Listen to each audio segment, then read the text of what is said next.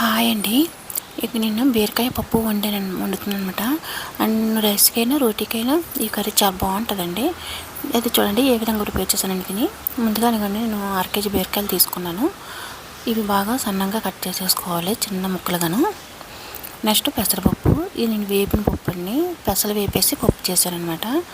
అలాగే నెక్స్ట్ పచ్చిమిర్చి, ఆనియన్ ఒకటి, ఒక టమాటా, కొద్ది పసుపు, కొద్ది కారం వేసి, ఉప్పు వేసేసి కొద్ది వాటర్ వేయండి. వాటర్ వేసేసి ఇవన్నీ మురుగునట్టు వేసి ఇంకా కొద్ది పైకి వేసుకోవాలి.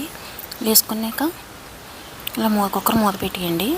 పెట్టేసి ఒక 5 విజిల్స్ వచ్చేస్తే మెత్తగా అయిపోద్ది అనమాట. రైస్ క్యారెట్ బాక్సులకైనా వెళ్ళి చాలా బాగుంటుందండి కర్రీ మాత్రం.